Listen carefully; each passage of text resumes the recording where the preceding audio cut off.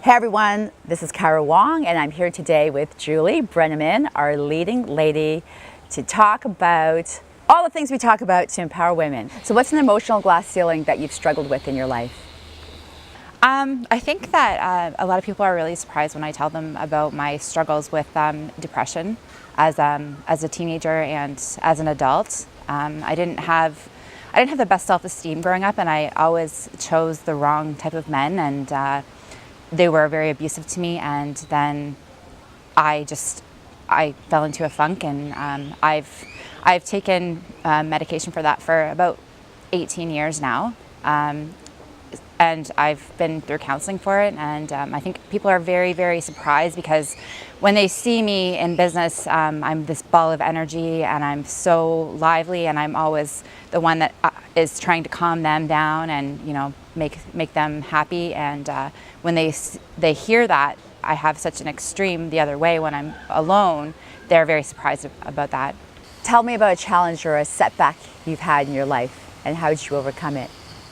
Well, one of the things that calmed me down a little bit after my teenage years was I ended up getting pregnant when I was 22, and I eventually married the father of my child, and my son is 13 now, and unfortunately things didn't work out with us, and he left when my son was about 3 years old, and just I never thought that I would be, divorced at 26 and on my own with a 3-year-old. And I mean, obviously my parents were very involved too, and I've remarried since, and my husband now was very supportive after I met him. But being with my son by myself for the first year was hard, having to deal with, picking up the pieces when my ex decided to come in and out of his life very sporadically, and I still pick those pieces up now.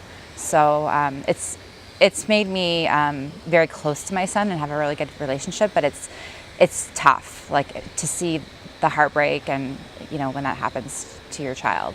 Did you ever have a mentor? I've had a few mentors in the mortgage industry and other people that I've reached out to over the years. But one day I was sitting on my computer and I got this message from this lady named Hallie Noble, and she told me about this women's group that was starting for women in the mortgage industry. And I was so pumped because I didn't really think that brokers talked to each other. Mm-hmm. I thought they just, kind of were on their own island.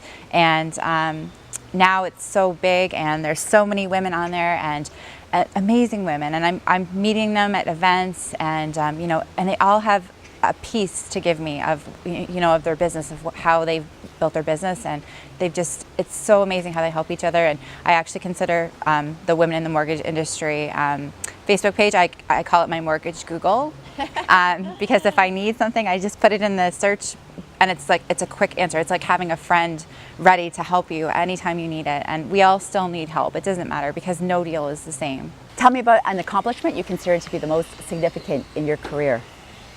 Well, so far, getting my own franchise is huge to me. It's really terrifying, but it's huge. I never thought that my career would be where it is now.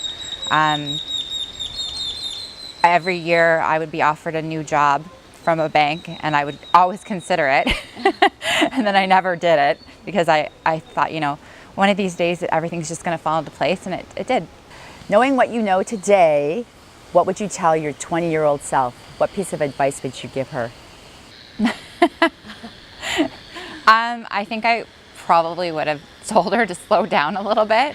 I mean, obviously, every experience that we have in our life shapes the person that we become. Yes. But I think I would have slowed down quite a bit earlier, and maybe got some more education. I mean, at the end of the day, I haven't really needed to have a ton of education, but I do wish that I would have stayed in college and taken some more business courses. It may have made things a little bit easier for me in business to actually have a business background instead of just sales. Thank you, Mortgage Centric Canada, for your generous support in making this video possible.